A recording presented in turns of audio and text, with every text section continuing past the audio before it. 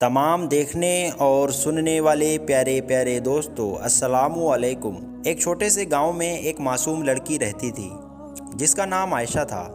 اس کی ماں کا انتقال بہت پہلے ہو چکا تھا۔ اس کے ابو نے دوسری شادی کر لی اور یہی سے اس کی زندگی بدل گئی۔ سوتیلی ماں باہر سے بہت نیک دکھتی تھی لیکن اندر سے اس کا دل پتھر کا تھا۔ وہ عائشہ سے نوکروں جیسا کام کرواتی، صبح سے رات تک، نہ صحیح کھانا نہ آرام، بس تانے ڈانٹ اور ظلم۔ عائشہ ہر رات اپنے رب سے دعا کرتی، یا اللہ مجھے اس مشکل سے نکال دے، تو ہی ہے میرا سہارا۔ ایک دن سوتیلی ماں نے غصے میں آ کر عائشہ کو بری طرح مارا اور کہا، نکل جا اس گھر سے، تو ہمارے لیے بوجھ ہے۔ ابو گھر پر نہیں تھے اور بے بس عائشہ کو گھر سے نکال دیا گیا۔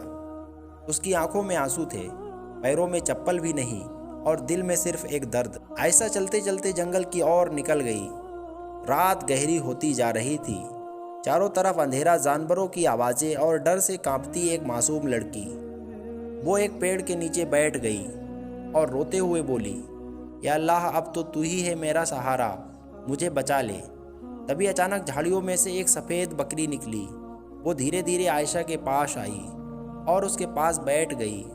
عائشہ پہلے ڈر گئی لیکن بکری نے پیار سے اس کا ہاتھ چاٹا، جیسے کہہ رہی ہو، ڈرو مت، میں ہوں نا۔ اس رات بکری نے عائشہ کو اپنے پاس سلا لیا اور ٹھنڈ سے بچانے کے لیے اس کے پاس ہی لیٹ گئی۔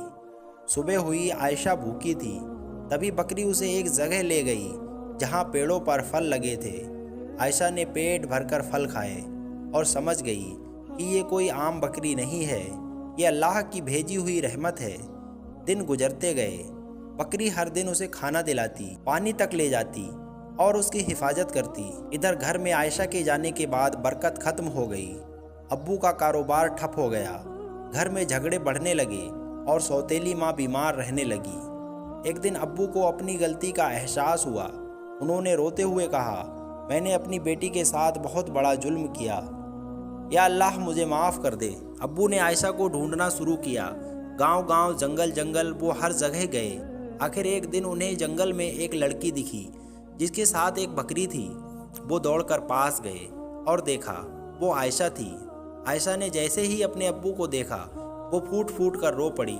ابو نے اسے گلے لگا لیا اور روتے ہوئے بولے، مجھے معاف کر دو بیٹی، میں تمہارا گنہگار ہوں۔ عائشہ نے بھی روتے ہوئے کہا، ابو اللہ نے مجھے بچا لیا اس بکری کے ذریعے۔ تبھی اچانک وہ بکری غائب ہو گئی، جیسے وہ کبھی تھی ہی نہیں۔ عائشہ اور اس کے ابو سمجھ گئے یہ کوئی سادھارن جانور نہیں تھا، یہ اللہ کی رحمت اور مدد تھی۔ گھر لوٹنے کے بعد سوتیلی ماں نے بھی اپنے گناہوں کی معافی مانگی۔ اس نے عائشہ سے رو رو کر معافی مانگی۔ عائشہ نے اسے معاف کر دیا کیونکہ اس کے دل میں نفرت نہیں، صرف رحم تھا۔ اللہ کبھی بھی اپنے بندوں کو اکیلا نہیں چھوڑتا۔ صبر کرنے والوں کے لیے اس کی مدد ضرور آتی ہے۔ ظلم کرنے والا چاہے جتنا طاقتور ہو، اس کا انجام برا ہی ہوتا ہے۔ اور کبھی کبھی اللہ اپنی مدد ایسے روپ میں بھیجتا ہے جس کی ہم کلپنا بھی نہیں کر سکتے۔ اگر اس کہانی نے آپ کے دل کو چھو لیا ہو تو اس کہانی کو اپنے تمام دوستوں میں شیئر ضرور کریں اور ہمارے اس چینل کو سبسکرائب ضرور کریں۔ اللہ حافظ، دعاؤں میں یاد رکھیے گا۔